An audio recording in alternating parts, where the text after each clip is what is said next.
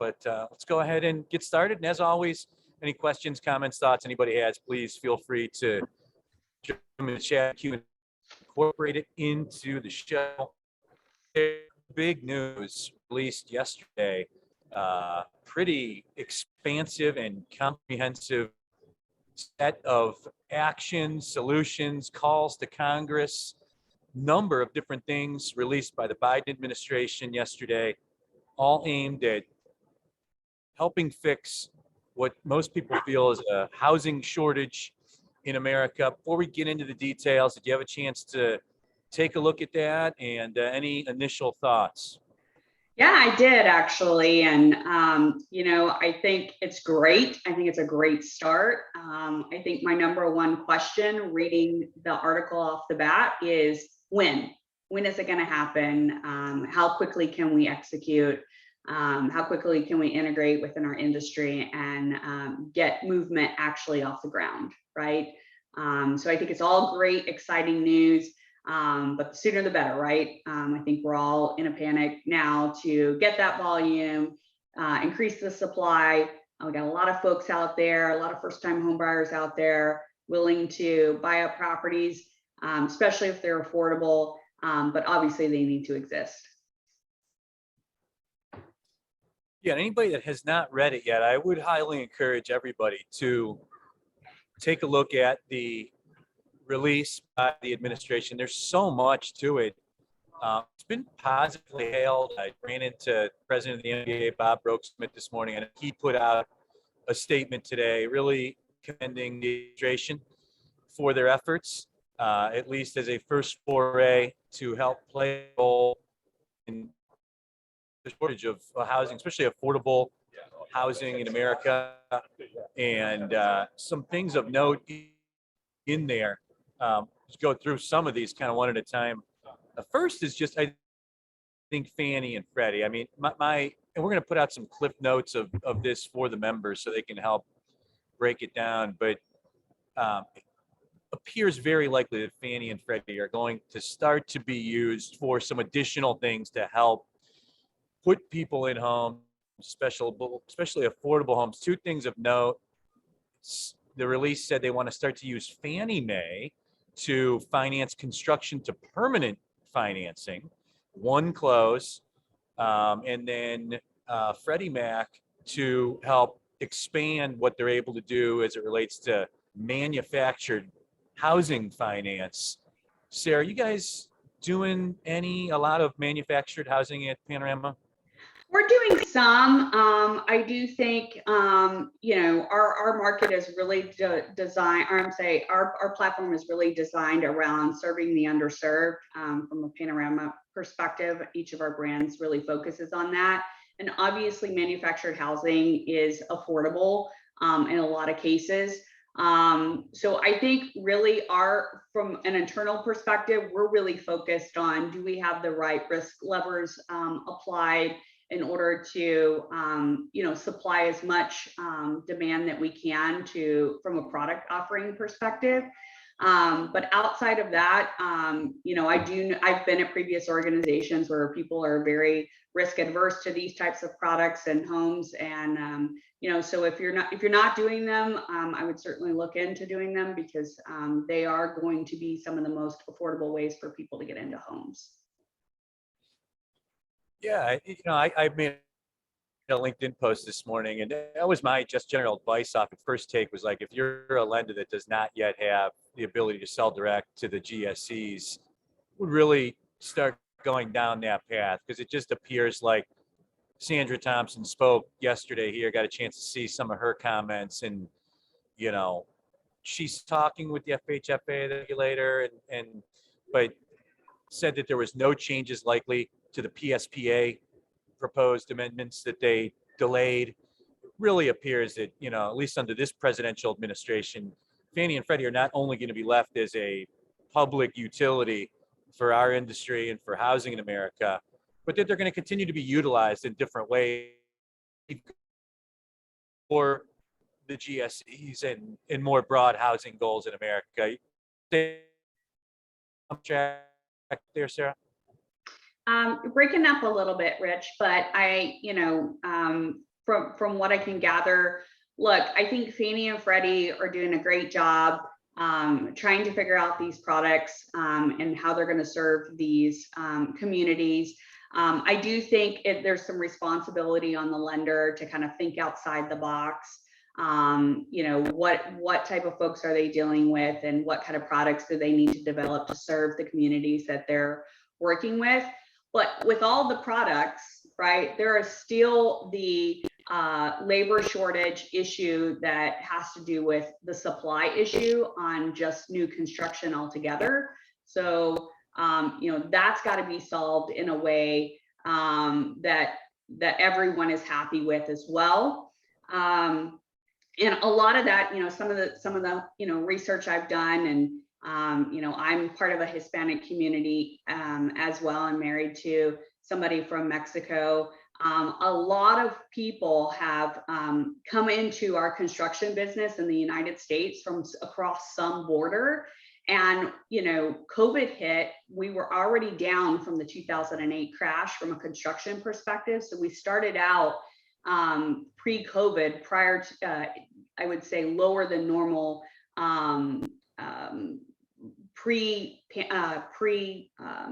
recession, pre-2008. And then COVID hit, and all these folks kind of moved back to the places that they came from, which is really contributing from a labor shortage perspective. So yes, there's inflation, and the cost of buying goods is up much higher, but there's also a labor issue as well, as getting folks in that these construction companies can build crews off of. And then to even kind of second that, those are the same folks too that we can provide homes to. So it's almost like a dog chasing its tail a little bit, in that, yes, I think it's Fannie and Freddie are doing a great job. I think there's some responsibility on the lender side with regards to proprietary products and working on the private sale market. I know you're at the MBA, probably not the most popular topic, but one that we should all be discussing. But I think at the end of the day, we do have to solve some of the labor issues. I have a lot of friends. I don't know that I have a lot of them going, I want to get into the construction business. And so we do have to fix some of those issues as well, which, government has a say in. Yeah, and there were also, in the proposal from the Biden administration, a number of efforts aimed to kind of lower the costs and barriers to construct new housing. Devil in the details there, to be sure. But, by all accounts, at least everything I've seen from leaders in housing in terms of their initial thoughts and statements on the efforts seems to be positive. There's a lot of calls to Congress too. There's a lot in there that needs congressional action, right? And we all know right now, Congress is certainly not singing Kumbaya together, and it's tough to get things done legislatively right now. So I know some of the negative comments I've heard about that just in the halls today. I was, we'll see if anything happens, or good luck getting any of the stuff that needs to go through Congress. But we'll see. Housing is a huge part of the American economy, which is fragile certain degrees right now. So hopefully it gets the proper attention of our politicians. Yeah, I do think there's some regional work to be done too. I know you were talking about the devil in the details. The devil is in the details comment. Zoning is a huge issue right now, especially with millennials coming into the marketplace and needing affordable housing, which, may or may not want to go down the manufactured route. You have people wanting to get into attached townhomes, looking at ADU units, or, whether or not they're going to rent an ADU behind their parents' house and get out of the basement, whatever the case may be. I do think there's a lot of, regional things too that can be done with regards to giving up some space. I really didn't give much thought to this either, Rich, but in 2020, I myself did this. I went out and I found me a ranch, bought me some acreage, bought me my future retirement home, right? And it serves as my second home today. A lot of people have done that and gone into these larger sized homes, these larger sized properties. And when you think about like the luxury of doing that, I think that's great. It's very deserving as people do that. But when you think about the land that you have left to kind of develop on, that also becomes an issue. I think 2020 kind of set a mood for people to like go into a simpler type of life and, and sit back and enjoy the sunset type stuff. So I do think, the zoning certainly could help with some of the demand issues, especially when we talk about the type of housing that needs to be developed outside of just single family residence. We obviously talked about manufactured housing, but those attached townhomes, those ADU units, which Fannie has some products around today. And, and there's some additional things that I think like CalHFA is doing as well on the back end of those too, but just some other things I think that are complications in this move forward that maybe while we were taking the action, we didn't really kind of think about the overall consequence of some of those things as the pandemic hit. This is the last week in Mortgage Today. I'm Rich Swerbinsky with the Mortgage Collaborative. This week joined by the President and Chief Operating Officer of Panorama Mortgage Group, Sarah Gonzalez. Sarah, great points, because that's where I was going next. There's a lot in the proposal about things that must be done at the local level, at the jurisdiction level. And it also very interesting in this proposal is their carrot to get local municipalities to act to, in their words, change their land use and zoning policies to allow for more housing density and affordable homes is through the allocation of Department of Transportation funds. So basically they're going to dangle that carrot like, hey, you want some money for new roads or whatever it is related to transportation needs for cities and counties. They're going to reward financially jurisdictions that do that with Department of Transportation funds. I guess makes sense didn't surprise me after I read it, but was not anything I had heard bandied about as a potential part of the government fix. But to your point, it gets really, really tricky when you start to deal on the local level and there's consequences to doing those things. Yeah, 100%, Rich. I agree. Also, something else that you touched on that hasn't really been talked about a lot are ADUs. So, which are smaller dwellings that are built on the property of an existing single-family home. That was one of the things in the proposal, really doing some things again through the GSEs to be able to promote that type of lending and construction, and then also climate change, which has been a talk here. And something that FHFA under Sandra Thompson's been talking a lot about, the risk of climate change to mortgage lenders if it's wildfires or hurricanes, something we've heard very, very little about in our industry, at least on the national GSE level, that they're really focused on right now. Agree 100%. Again, I think that has a lot to do with folks setting up shop, whether it be second home, coming into middle America, finding other places. I mean, I live in Texas and we have a lot of transplants from the West Coast coming into Texas. Now, it could be for a number of things. Like we have a ton of different headquarters here. Toyota's here, Amazon has some stuff going on here. I mean, we've got a lot of really cool big places to come work. I will tell you from a housing perspective, generally around those plants, there are multitudes of apartments and townhomes set up. But we do have a lot of transplants coming in there from a work perspective, but also from the climate change. They've now gone through 1, 2, or multiple wildfires, earthquakes, things of that nature, and they're just tired, and the cost of living has gone up tremendously. I think the last thing that I read was that home prices are up 20% over last year, which is a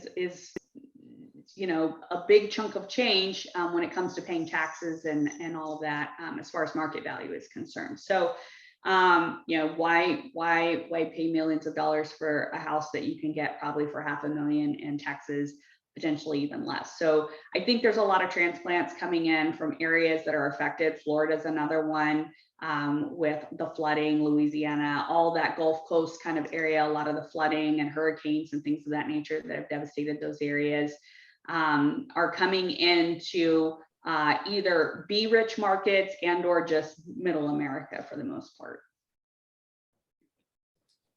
Also in the proposal was to promote the little used, it's so little used, I didn't even know it existed. And we did a ton of USDA loans at lenders I was at in the past, a lot of that land, USDA rural land in Ohio, where I'm from, but to promote the little used USDA construction to permanent program. And in addition to promoting it better, to lower the fees associated with some of the construction costs. I didn't even know there was a USDA construction to permanent program. I didn't either. I haven't done a multitude of USDA here at PMG and or at my previous place. I'm curious on the little U, what is the acreage requirement on that? Do you know? Because I know the acreage requirement on some of the other products, it's got to be for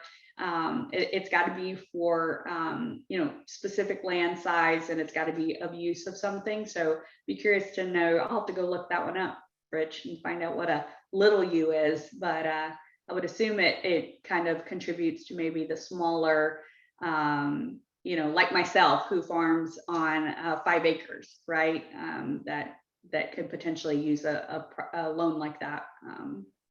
It had to be a little used. We have 2 industry lifers here that have been doing USDA their whole life that have never heard of it. You live on a lot of land. You have a property lot of land. Like, you know about it. It must really be little used. So, and they did say also multifamily construction is part of that USDA program. So something I'll dig deeper into and have more information on future. Have you done accessory dwelling unit lending, ADU lending, smaller properties on the land? I haven't, but I've hired a new head of credit risk, and I've put some stuff on his desk actually last week around this. Again, I know Cal HAFA has some additional stuff that can help with some of the other pieces to augment the Fannie loan. So we're kind of getting into that space. I don't know that we're super California rich, but I do know it's a very hot topic for all of our brands and branches that are in that kind of space there. Kind of seems like the pretty normal thing to do. So we certainly want to look at what products will work for our consumers and, be able to provide something that makes sense for those folks. Also got a chance to hear CFPB Director Rohit Chopra speak yesterday. A very, very highly intelligent man and very, very serious about his job. You could just, and we're going to see, you could just tell nothing but ramped up efforts from CFPB. Was promoting states to develop their own little mini CFPBs.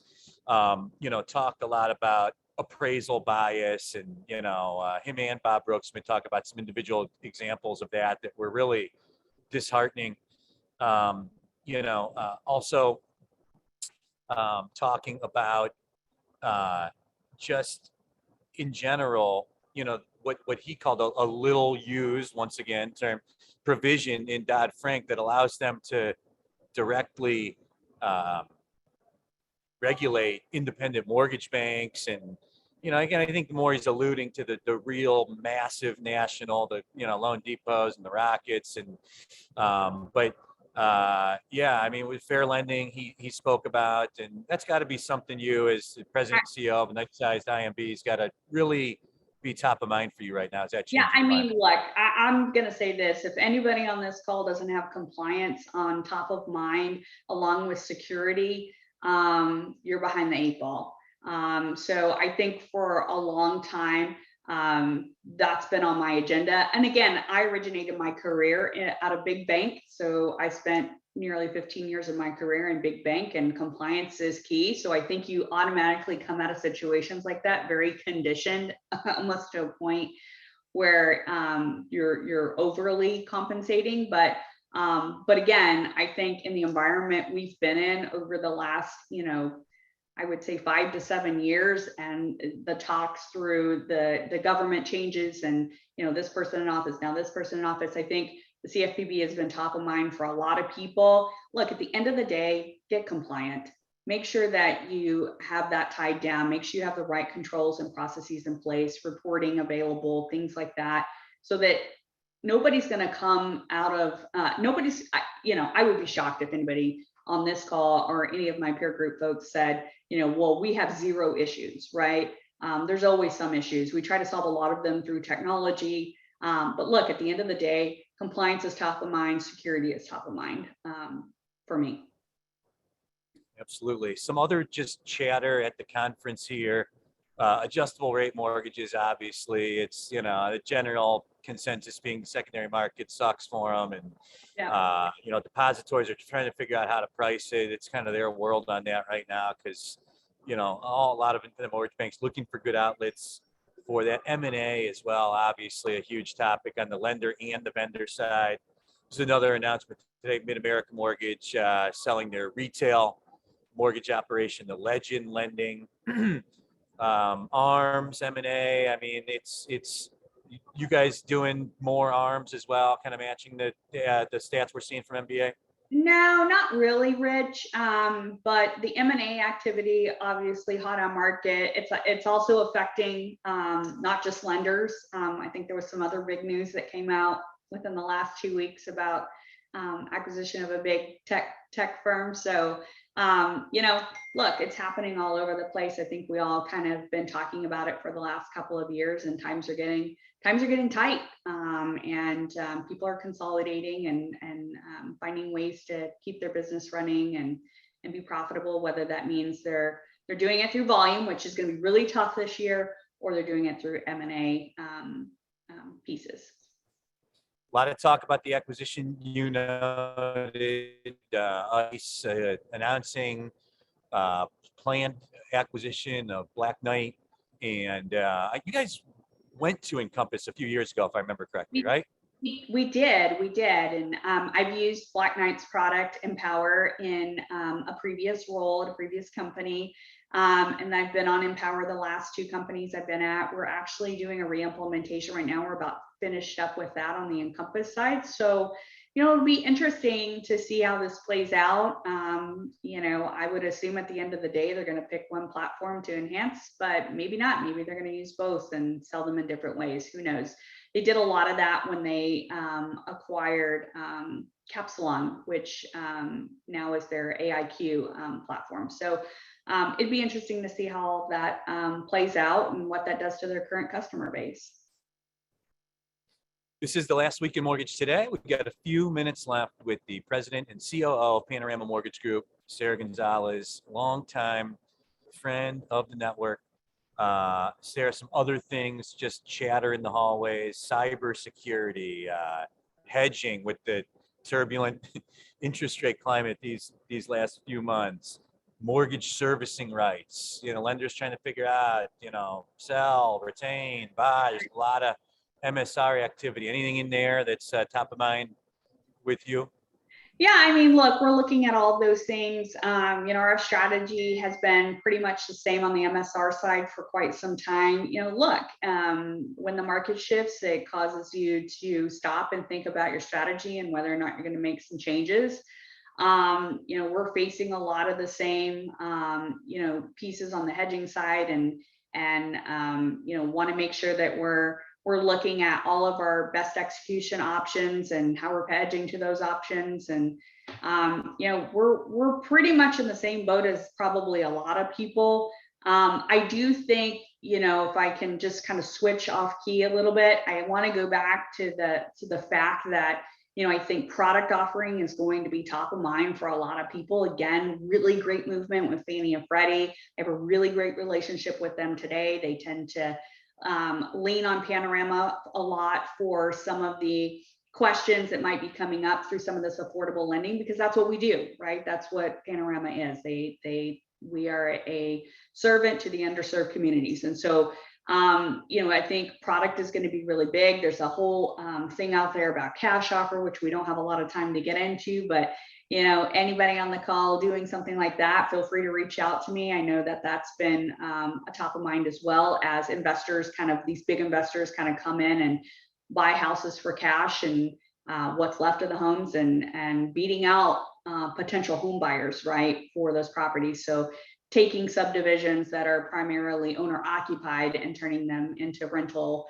subdivisions because of the investment buyout on those properties. So a lot of first time home buyers out there. Again, want to reiterate, top of mind for me as well as we look at how do we serve our next generation of borrowers that are coming in. You know, they're not Gen Xers, they're not baby boomers. What are they looking for? What kind of properties do they want to get into? And so I think a lot of what we talked about at the beginning of the conversation, leading with that and trying to understand those markets is going to be key as we go into the remainder of this year and next year. It really is. And we probably don't have a member that does more lending to the underserved markets than Panorama. It's been the hallmark of your guys' business strategy really since day one. As you mentioned, you've worked strategically with both GSEs on a number of different things. And that's one of the other things that's being talked about now is just the importance of that GSE relationship, you know, and, you know, magnified by the announcement by the Biden administration yesterday, and it's just starting to come into focus now. All these things we've been speculating about for the course of the last 9 months, really, a lot of it started to come into focus with that release. And yeah, because it's, you guys do a lot of it, but we have a lot of lenders that, you know, if it's because of their sales team or their geographic footprint, are really worried, you know, about, you know, being able to lend to all different types of Americans because they don't have the infrastructure that you guys have built over the years. Yeah.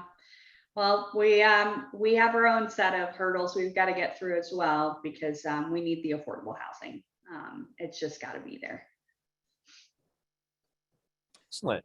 Sarah, always really enjoy talking about our business and the industry with you. You always answer the bell.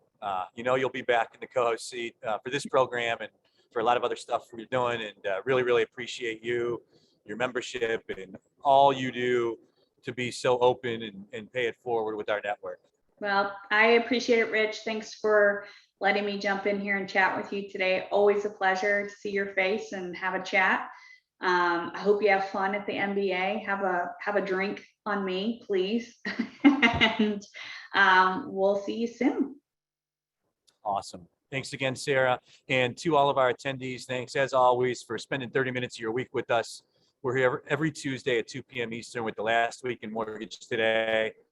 You can find us on YouTube where we post these videos just after we conclude them, and on podcast where the majority of you listen, TMC Connect, Apple, Spotify, or anywhere else that you get your podcast feed. So until next Tuesday, have a great rest of the week, everyone. Take care, Sarah. All right, bye. Thanks.